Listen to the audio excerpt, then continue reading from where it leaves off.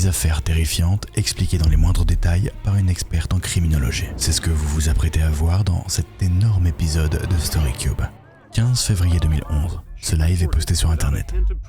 Il s'agit des dernières images que l'on a de cette femme avant un terrible drame. Pourquoi cet homme crie qu'il a fait la plus grosse erreur de sa vie? Please, I have made the worst mistake of my life.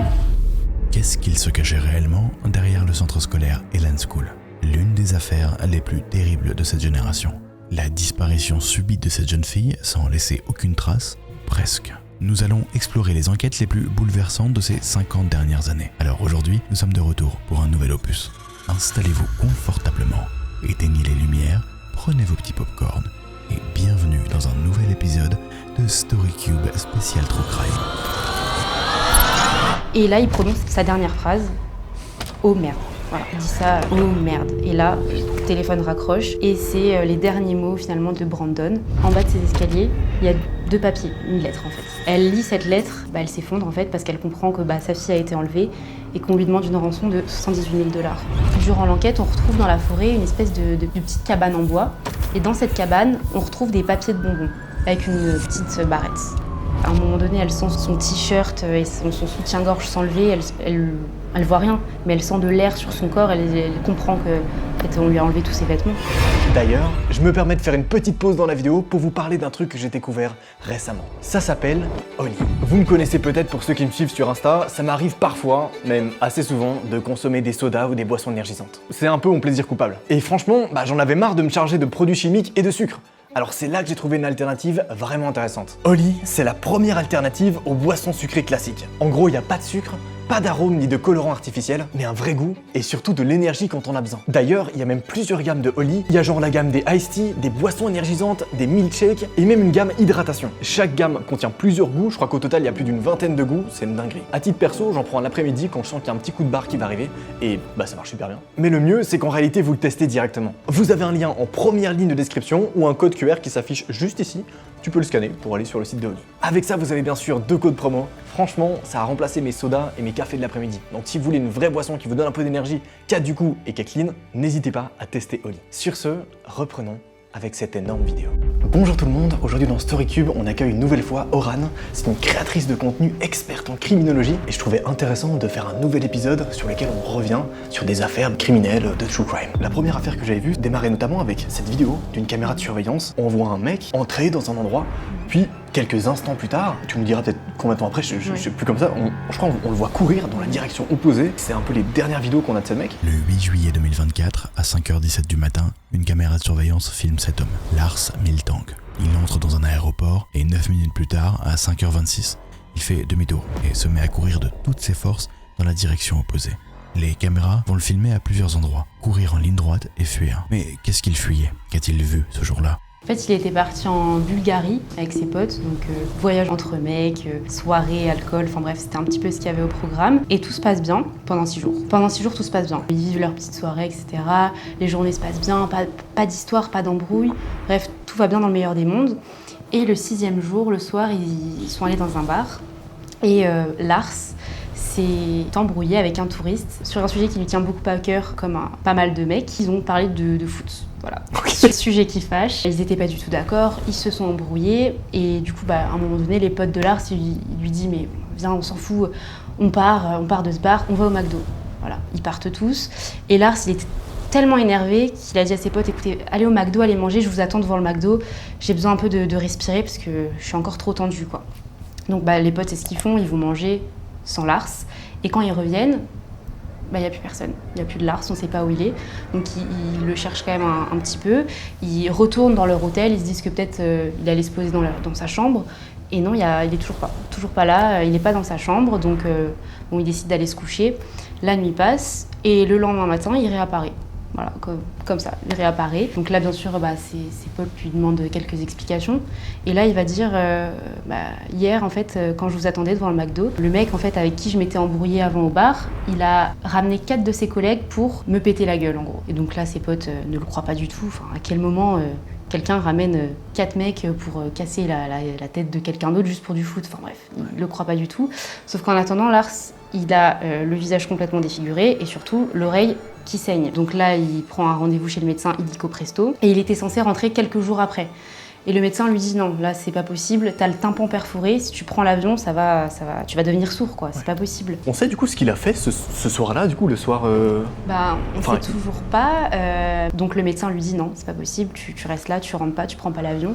Et donc ses potes partent sans lui, voilà, il reste tout seul en Bulgarie. En fait c'est à partir de ce moment-là que tout part en vrille, c'est-à-dire qu'il perd complètement la tête, il appelle sa maman plusieurs fois, il en pleure, il dit à sa maman mais je sens qu'on me suit, je sens qu'on veut me tuer. La maman elle a son fils au téléphone, elle lui dit non mais là c'est pas possible en fait, je te laisse pas comme ça à l'autre bout du monde, je te prends un billet d'avion, tu rentres demain parce que là tu m'inquiètes en fait, tu me fais peur. Ça tu sais combien de temps c'est plus ou moins après le fameux incident En fait à partir du moment où ses potes prennent l'avion pour rentrer, il part complètement en vrille. Okay, et il appelle tous les jours sa maman. Donc le lendemain il se rend à l'aéroport pour du coup rentrer chez lui. Et avant, en fait dans l'aéroport il y avait un cabinet médical. Avant de prendre l'avion, il rentre dans ce cabinet pour faire un dernier petit check-up histoire de constater que tout aille bien. Il sort de ce cabinet et à partir de ce moment il court. Et en fait il s'arrêtera jamais de courir. Et donc les vidéos là qu'on a des caméras de surveillance, la vidéo quand il sort du coup de ce fameux cabinet médical, il commence à courir. Bon, on a plein d'autres vidéos caméras, on le voit courir sur la route, on le voit courir près des champs. Et à un moment donné, il rentre dans un champ de tournesol. Et c'est la dernière image qu'on a de lui en fait. Il s'est jamais arrêté de courir et il reste encore introuvable aujourd'hui. On ne sait toujours pas ce qui s'est passé, on ne sait toujours pas où il est. Et bien sûr, la famille complètement brisée. C'était en juillet 2014 C'était en 2014, ouais c'est ça. Donc aujourd'hui ça fait 10 ans. 10 ans et on n'a toujours aucune nouvelle. Alors lui, il se sentait vraiment poursuivi, il pensait qu'on voulait le tuer et en fait il est devenu complètement fou. C'est quoi un peu les théories du coup, que les gens se font du coup? Est-ce qu'il y a vraiment quelqu'un qui le suivait ou... La théorie principale c'est que il est devenu fou, du jour au lendemain. C'est très bizarre en plus parce que du coup, t'as quand même envie de croire qu'il y a peut-être un rapport avec la personne avec qui s'était confronté. Tout est parti de cette bagarre, donc ça a potentiellement un lien, peut-être qu'il s'est fait des films, lui de son côté. C'est horrible, et juste on le voit partir dans ce champ. On reste avec cette dernière image de lui qui rentre dans un champ. Il s'est jamais arrêté de courir. La deuxième affaire que je voulais traiter dans cette vidéo, c'est celle de Brandon Swanson. Le dernier signe qu'on a eu de lui, c'est un appel qu'il a fait à son père, où il dit qu'apparemment il serait en train de conduire, et il aurait fait cracher sa voiture dans un fossé. Donc il l'appelle comme ça son père, et plus nouvelle, c'est la dernière nouvelle qu'on a de lui. La mystérieuse disparition de Brandon Swanson. Salut papa, j'ai craché ma voiture dans un fossé. Tu peux venir me chercher s'il te plaît? Mon Dieu, ça va? Bien sûr, j'arrive. Et où? Oh oui, je vais bien, je suis pas blessé. Et je suis à environ 10 minutes de la maison. D'accord, la mère et moi partons maintenant. Reste au téléphone avec nous. Raccroche pas. 10 minutes s'écoulent. On ne te voit pas. T'es où, fiston? Je suis là, attends, je fais clignoter les phares de la voiture pour que vous me voyez. On voit plus de clignotement, fiston. T'es où? Attends, je marche vers la ville, je vois des lumières. Oh merde! Fiston? Qu'est-ce qu'il s'est passé? Qu'est-ce qui s'est En vraiment passé? fait, Brandon, il était en soirée, il fêtait la fin de ses études. Donc soirée, il part vers 1h30 du matin. Il conduit pour rentrer chez lui et à un moment donné, il perd le contrôle de son véhicule et il tombe dans le fossé. Voilà, accident. La voiture a plus de dégâts que lui, donc ça va, il a aucune blessure. Et à partir de ce moment-là, il appelle ses parents. C'est son père qui décroche et il va dire à son père, voilà, j'ai fait un accident, faut que tu viennes me chercher. Bon, alors, au bout du fil, le père, il était quand même un petit peu énervé, mais bon, en tant que parent responsable, il se réveille et il va chercher son fils. Ouais. À partir du moment où Brandon, il appelle son papa, il ne raccroche jamais. Ils restent toujours le long du fil ensemble. Brandon, en même temps, il sort de sa voiture et il commence à marcher vers la lumière. Il commence à marcher sur la route et il marche tout droit vers ce qui lui semble être la ville, parce qu'il y avait un petit peu de lumière, etc. Pour être sûr d'avoir bien compris, donc lui, il sort de la voiture et il essaie de se diriger vers la ville. Okay. Il était persuadé qu'il était à 10 minutes à peu près de chez lui. Il était sûr. Okay. Pour lui, il reconnaissait la route, donc il marche tout droit. Pour lui, il connaît le chemin. On sait pourquoi il fait ça, c'est juste pour gagner du temps ensuite. Pour gagner du temps, voilà. Il se dit plus vite je marche, plus vite je vais retrouver mon papa, quoi. Ouais. Il est au bout du fil avec son père. À un moment donné, on entend un petit peu de brouhaha autour de lui. Et là, il prononce sa dernière phrase. Oh merde. Voilà. Il dit ça, oh merde. Et là, le téléphone raccroche. Et c'est les derniers mots finalement de Brandon. Donc le père essaye de rappeler. Aucune nouvelle.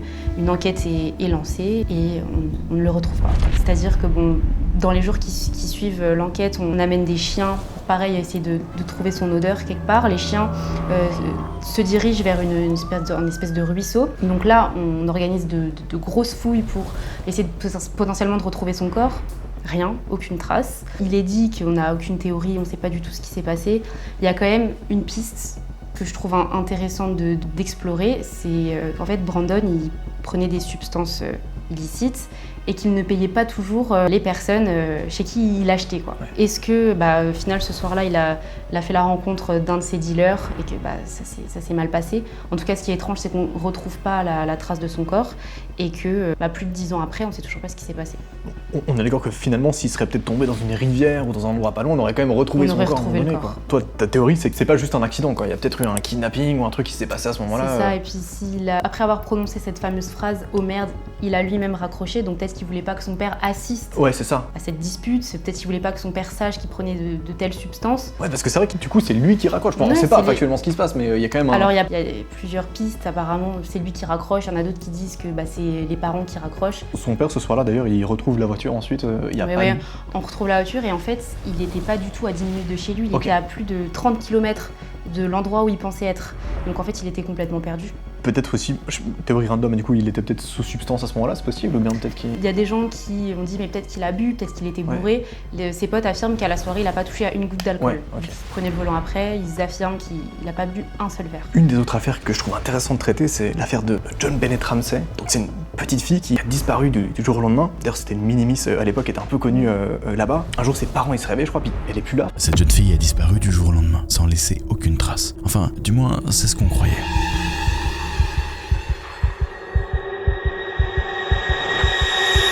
Un jour, sa maman, elle se réveille, elle veut prendre son café et elle est tout de suite happée en fait parce qu'en bas de ses escaliers, il y a 2 papiers, une lettre en fait. Elle lit cette lettre, elle s'effondre en fait parce qu'elle comprend que sa fille a été enlevée et qu'on lui demande une rançon de $118 000. Immédiatement, elle appelle la police, complètement choquée, elle pleure, elle crie. C'est un peu le brouhaha cet appel. Donc c'est $118 000 pour pouvoir récupérer sa fille, c'est ça ce que dit le... Et il y a quand même écrit dans la lettre, si vous parlez à la police, je décapite votre fille sur le champ.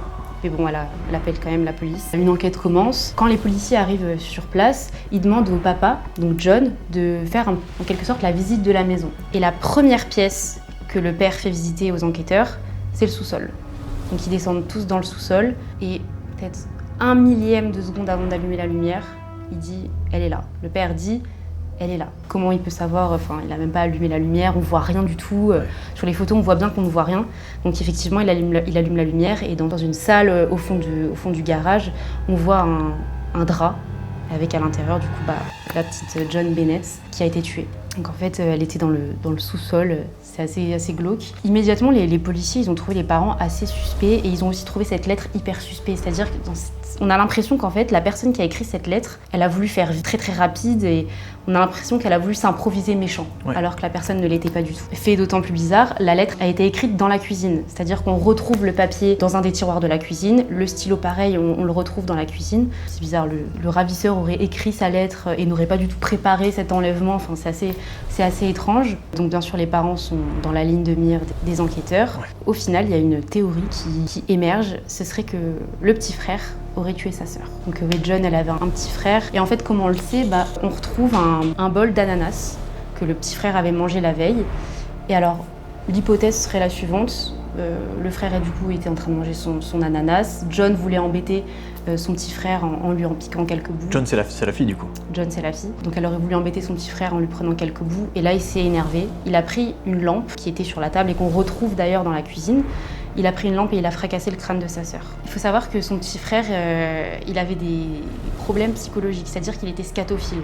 Donc il aimait bien un peu s'amuser avec de la crotte, quoi. Il en est allé un petit peu partout. Enfin bref, il était pas tout seul dans sa tête, donc c'est pour ça qu'on pense très clairement qu'il aurait pu passer à l'acte.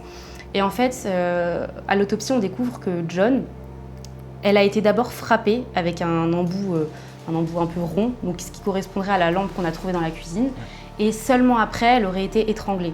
Donc en fait, elle était en état de mort cérébrale, et seulement après, on l'aurait étranglée. Donc les parents entendent ce brouhaha, ils descendent, et ils découvrent en fait leur fille allongée dans la cuisine, et leur fils avec une lampe à la main.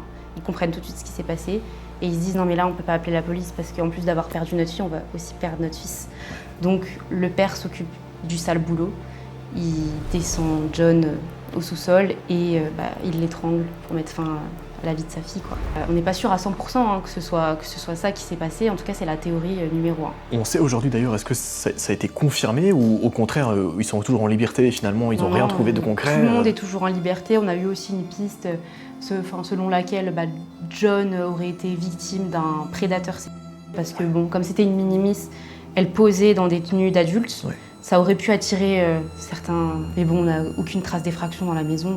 Et puis si quelqu'un était rentré, je pense que les parents auraient entendu. Et donc finalement, la version en tout cas principale, c'est pas celle qui est retenue, mais la a priori, version principale, ce serait le frère. C'est ça, ouais, c'est donc le frère qui l'a tué, le père qui descend, il l'emmène dans le sous-sol et il finit le travail malheureusement. Ouais, c'est ça. Et peut-être il remonte et la mère rédige choquée, vite, ouais. ou le père rédige le message de la rançon de Et 110 on voit 000 euros. qu'il n'est pas du tout habitué à faire ça, parce que la lettre, si vous avez la possibilité de la lire, c'est n'importe quoi. Quand tu dis c'est n'importe quoi, c'est-à-dire genre... C'est-à-dire, comparé aux lettres de rançon qu'on a l'habitude de voir, on voit que c'est quelqu'un qui n'avait pas l'habitude de faire ce genre de truc qui a écrit. Et ils auraient en fait le lendemain matin appelé les flics en se levant, en fait tout a été mis en scène quoi. Ça se trouve ils ont même pas dormi en fait cette nuit-là. Ouais, quoi. c'est ça, oui, c'est ça. Le temps de nettoyer et de faire un petit peu la mise en scène. On sait si on a retrouvé un truc sur la lampe du coup, je pense pas du coup sinon... Non, on n'a rien trouvé. Le seul truc un petit peu étrange, c'est que la mère a raccroché elle-même quand elle a appelé les secours. Ouais. Si ta fille est... Ouais, généralement disparaît, tu restes au téléphone. Tu restes au téléphone, jusqu'à ce que... La prochaine affaire, c'est celle de Otto, où en fait on a retrouvé cet extrait vidéo, où en gros il dit « J'ai commis la plus grosse erreur de ma vie » et il supplie quelqu'un de les pardonner. Le 16 mars 2016, cet homme crie ceci. Please, I have made the worst mistake of my life. Mais qu'a-t-il fait? Il a été condamné à quoi? Pourquoi? Sa vie a basculé. Qu'est-ce qui s'est passé en fait? En fait, en 2016, il est parti en voyage touristique en Corée du Nord. Bon, alors déjà, pour moi, il y a un problème. Touristique et Corée du Nord, ça va pas vraiment ensemble. En tout cas, il est parti avec son groupe de collègues, son groupe d'étudiants, c'était une classe. Ils sont partis fin décembre 2015 et 1er janvier 2016, c'était le retour aux États-Unis. Donc, il se rend à l'aéroport de Pyongyang et à ce moment-là, il y a des autorités qui viennent l'arrêter, qui veulent le questionner. À ce moment-là, d'ailleurs, il y a un de ses potes qui lui dit tiens, c'est la dernière fois qu'on se revoit. Bah ouais, c'était la dernière fois qu'ils se revoyaient. Otto, il est auditionné. Donc ça, c'est à l'aéroport juste C'est à avant l'aéroport, de ouais. pouvoir rentrer chez lui en fait. Ouais, juste avant de prendre l'avion. Otto, il est auditionné. En fait, on lui reproche d'avoir volé une affiche de propagande dans un hôtel, dans un étage qui était réservé aux membres du personnel, quoi. Et ça, en Corée du Nord, c'est considéré comme un crime contre l'État. Et un crime contre l'État, ça coûte cher. Là-bas, il a été condamné à 15 ans de travaux forcés pour avoir volé une affiche. Est-ce qu'il a vraiment volé cette affiche? Il a dit qu'il justement, oui, il voulait récupérer cette affiche pour l'offrir à des parents de ses potes. C'était en quelque sorte un petit défi. Faut pas trop faire de défis quand tu vas en Corée du Nord, mais bon, il a joué et il a perdu parce que 15 ans de travaux forcés. Il est libéré en 2017. Donc il va les faire ces 15 ans de travaux forcés? Il était bien parti pour les faire, ouais. Il est libéré en juin 2017 parce que il tombe extrêmement malade. C'est ce que la Corée dit. Lui, il tombe malade. En réalité, il a été torturé en cellule. On soupçonne qu'il ait subi des simulations de noyade. Enfin bref, quand on le récupère, il est en état végétatif, il est dans le coma en fait, tout simplement. Et il va décéder 6 jours après être rentré aux États-Unis. Donc en fait, à aucun moment, il a fait des travaux d'intérêt général. Enfin, il a juste... il a juste été torturé. Il a juste été torturé, ouais. Et cette affaire, elle a pris des dimensions politiques énormes. Il y a Trump qui a attaqué directement Kim Jong-un. C'est parti très très loin. On sait si on a la POV de ses amis d'ailleurs. Est-ce que c'était en effet juste un défi de voler ce truc? On est d'accord, lui finalement, il voulait... Enfin, c'était vraiment juste pour le kiff quoi qu'il faisait ça. Ouais, enfin, c'était ça. même pas... Ses amis, sur le coup, ils n'ont pas du tout compris. Ils se sont dit, il va être questionné 5-10 minutes et puis après, on va le revoir. Ouais. Non, ils l'ont jamais revu et c'est un choc total pour ses amis et aussi pour les professeurs qui ont accompagné ce voyage. Ses amis et les profs, du coup, ils ont quand même pris l'avion tout en sachant que lui, il était encore là-bas. Tout le monde est parti, ou... sauf lui. Et du coup, la fameuse vidéo qu'on a où il s'excuse, c'était son audience en fait. Il s'excuse, il dit qu'il a commis la pire erreur de sa vie. Mais bon, les excuses n'ont pas été entendues. Ça c'est quand? C'est juste après qu'il ait été pris à l'aéroport, quoi, finalement. Pas juste après, c'est quelques temps après son audition, c'est quand il est jugé, quoi. L'affaire Achat de gré. Sous nos yeux depuis le début. Comment est-ce possible? La prochaine affaire, c'est celle de Asha. En fait, apparemment, un matin, le 13 février 2000, la mère va se réveiller, elle va aller dans la chambre de sa fille, et sa fille sera plus là. C'est le cauchemar de tous les parents au final. C'est important de revenir sur ce qui s'est passé la veille. C'est-à-dire que son papa, Asha, il travaille tard, il rentre tard à la maison, et ce soir-là, il était rentré aux alentours de minuit. peu près. À minuit, quand il rentre, il va voir si ses enfants dorment bien. Et ses 2 enfants étaient tranquillement en train de dormir. Donc à ce moment-là, elle était encore dans son lit. Il regarde un petit peu la télé et il se couche vers 2h. Avant de se coucher, il regarde à nouveau si ses enfants dorment bien. Et à nouveau, ses enfants dorment très bien. Et en fait, le lendemain matin, quand la maman se réveille pour aller réveiller ses enfants, elle constate que le lit d'achat est vide et qu'il n'y a personne. Donc là, évidemment, elle réveille son mari en panique. Où est passée leur fille? Là, bien sûr, pareil, ils appellent la police, une enquête est menée. Et le petit frère va raconter que, au milieu de la nuit, il a entendu sa sœur se lever. Donc il pensait qu'elle devait aller aux toilettes. Et puis après, il entend un petit peu de bruit dans son lit. Donc il pensait qu'elle s'était recouchée au final. Non, elle ne s'était pas recouchée. Le lendemain, on a des témoignages qui sont assez intéressants. On en a 3. Il y a 3 personnes qui affirment avoir vu Asha marcher au bord de la route, seule. Donc des personnes extérieures qui n'étaient pas dans la maison, quoi. Ouais, des personnes extérieures qui roulaient et qui ont vu une petite fille marcher sur la route. D'ailleurs, il y en a un qui a trouvé ça extrêmement étrange et il a voulu faire demi-tour quand même pour dire à la petite fille, mais t'es quand même jeune, qu'est-ce que tu fais seule en fait? Et quand il a fait demi-tour, la petite s'est enfuie dans les bois, parce que la route c'était près d'une forêt, comme si elle voulait pas en fait qu'on la retrouve. Donc c'est extrêmement bizarre. Une enquête est menée et en fait, durant l'enquête, on retrouve dans la forêt une espèce de petite cabane en bois. Et dans cette cabane, on retrouve des papiers de bonbons avec une petite barrette. Donc là, les parents reconnaissent la barrette de leur petite fille. Ils savent que du coup, elle était bien là. 1 an et demi après sa disparition, on a retrouvé son sac à dos. On a retrouvé son sac à dos à plus de 40 km, il me semble, de là où elle habitait. C'est quand même super loin pour une petite de 8-9 ans. Qu'est-ce qu'elle faisait là-bas? Et du coup, 25 ans après, on ne sait toujours pas ce qui s'est passé, on ne sait toujours pas où elle est. La théorie principale, c'est la fugue. Clairement, on pense qu'elle s'est levée de son plein gré pour fuguer, mais elle était censée revenir, je pense, au bout d'un moment. Surtout qu'elle a genre 9 ans, non, je crois. Ouais, 9 ans, c'est super jeune. Moi, personnellement, si je me lève au milieu de la nuit à 9 ans, déjà j'ai peur. tu vas pas, déjà tu J'ai peur. Oui. T'allumes la lumière et tu... C'est ça. En fait, quelques jours avant sa disparition, elle avait étudié un livre en classe et ce livre traitait justement d'enfants qui fuguaient, qui quittaient leur domicile familial. Donc est-ce que ça a un rapport? On ne sait pas.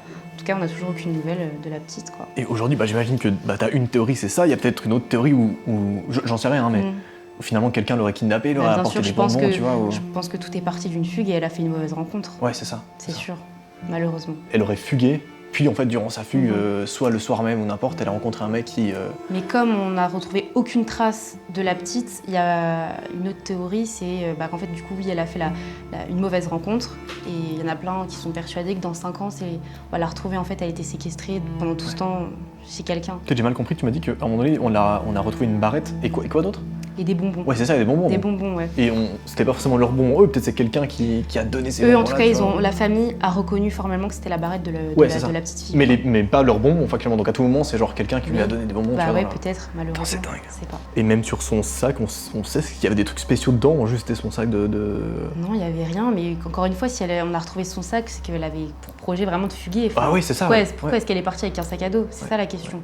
Surtout qu'elle n'avait pas du tout de conflit avec sa famille, tout se passait bien. On change un petit peu de registre avec l'histoire de Lara Logan. C'est une journaliste, et je vais pas forcément en dire plus. Il y a notamment cette vidéo-là qui est une des dernières vidéos qu'on a d'elle avant que sa vie bascule du jour au lendemain. 15 février 2011. Ce live est posté sur internet. Il s'agit des dernières images qu'on a de cette femme, Lara Logan, juste avant le drame de sa vie. Que s'est-il passé dès que les caméras se sont éteintes? Qu'est-ce qui s'est passé en fait à ce moment-là? En fait, c'est une journaliste américaine qui avait pris l'avion direction Le Caire. À ce moment-là, il y avait plein de manifestations concernant le président, etc. Parce que le changement de président, etc.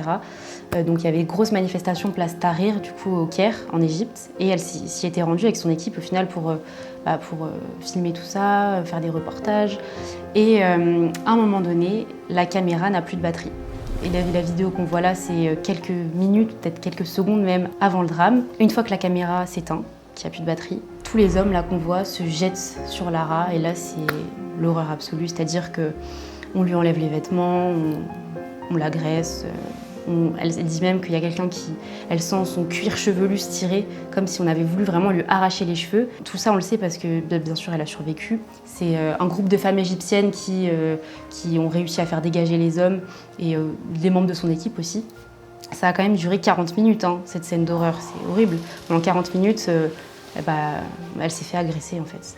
Et on sait tout ça du coup parce qu'elle a accepté de sortir du silence, elle a dévoilé tout dans les moindres détails, elle a donné une interview. Comment elles sont les sorties d'ailleurs, tu sais, finalement son équipe l'a sortie de ce qui se passait? Ouais, c'est ça, ils ont réussi à faire partir ce gros mouvement de foule, tous ces hommes, donc son équipe plus des femmes égyptiennes. Elle, du coup, ensuite, elle rentre, elle décide d'en parler. Pas tout de suite, ouais. Il lui a fallu un petit temps avant de s'en remettre. C'est horrible, elle dit même qu'à un moment donné, elle sent son t-shirt et son soutien-gorge s'enlever, elle voit rien, mais elle sent de l'air sur son corps, elle comprend que, en fait, on lui a enlevé tous ses vêtements. Aujourd'hui, on sait ce qu'elle est devenue, cette...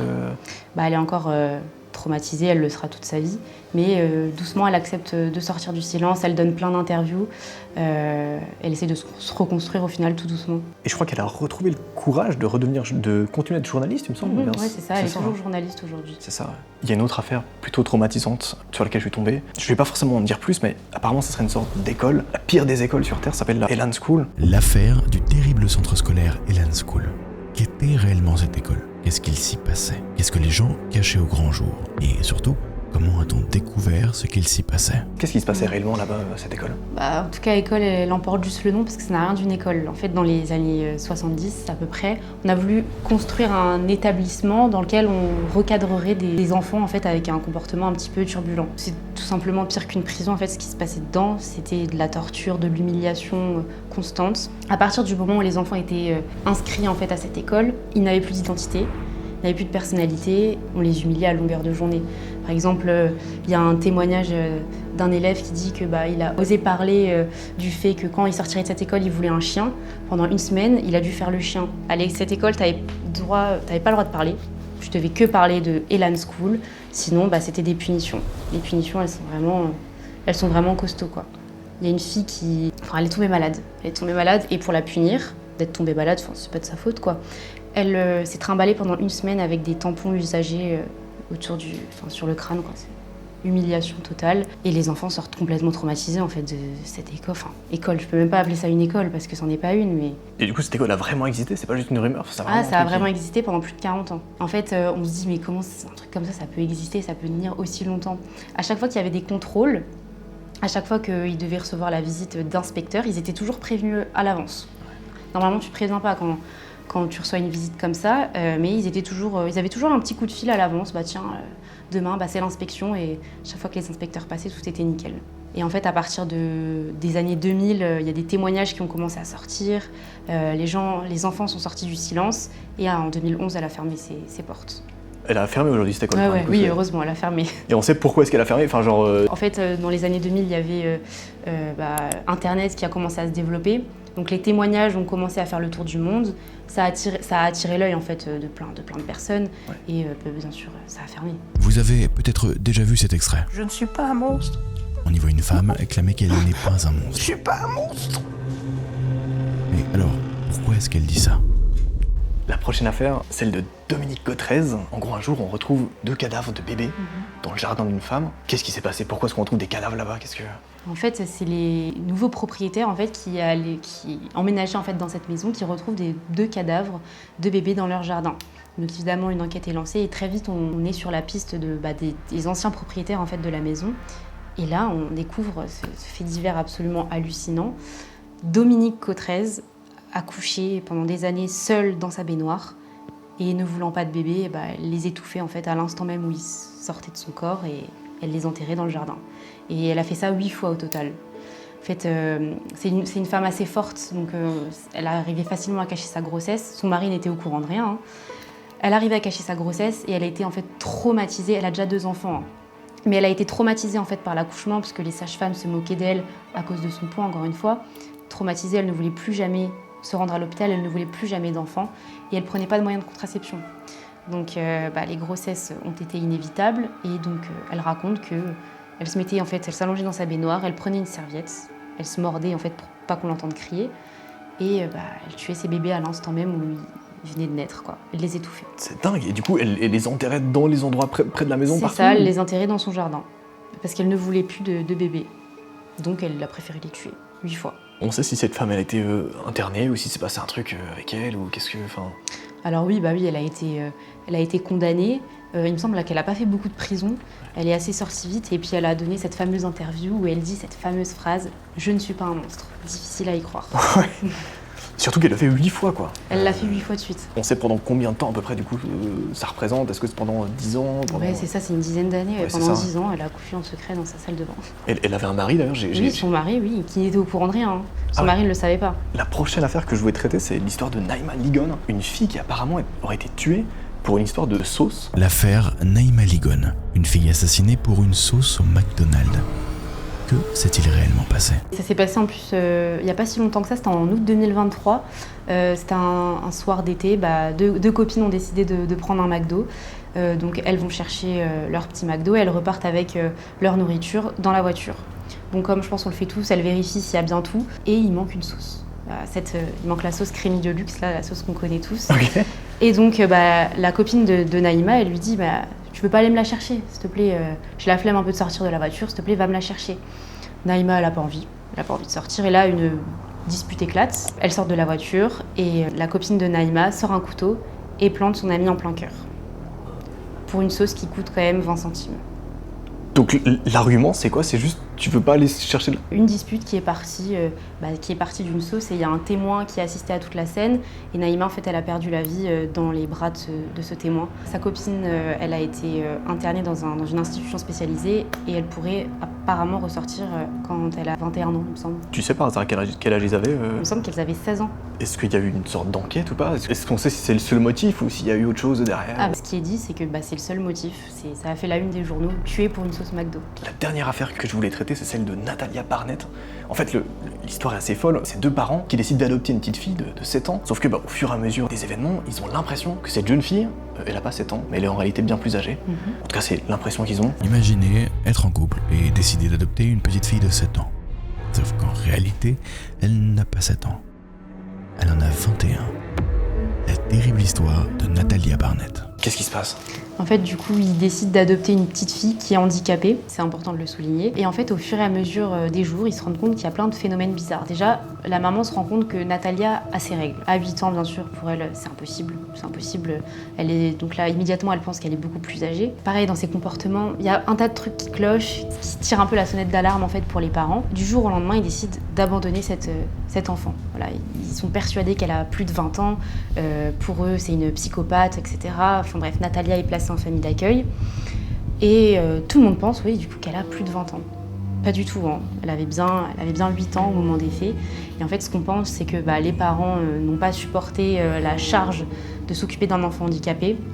Ils ont inventé toute une histoire. Alors effectivement, elle avait ses règles, mais bon, ça arrive très peu, mais elle était précoce. Voilà, ça arrive dans certains cas. D'ailleurs, la mère biologique de Natalia a fourni un tas de documents qui attestent qu'elle était bien née en 2003, donc qu'elle avait bien 8 ans au moment des faits. Son ancienne famille d'accueil fournit des photos d'elle où on voit qu'elle a encore ses dents de lait. Enfin bref, plein d'éléments qui montrent que non, elle n'avait pas 20 ans passés. C'était juste une petite fille handicapée qui est tombée dans la mauvaise famille d'accueil. C'est ça, donc en fait, ils ont littéralement inventé toute une histoire pour se débarrasser, entre guillemets, de la fille, quoi. C'est ça. Cette histoire, elle a inspiré le film Esther. C'est un film qui parle de quoi? C'est un film qui parle en fait des parents qui adoptent une petite fille. Et dans le film, on se rend compte que cette petite fille, pour le coup, elle a véritablement 20 ans passés. C'est ça. Donc c'est pas l'histoire de Natalia, parce que dans la vraie vie, ça du coup, s'est inspiré. C'est ça. Évidemment, je vous rappelle que si vous voulez voir plus d'histoires de Oran, vous avez son TikTok et son Instagram en première ligne de description.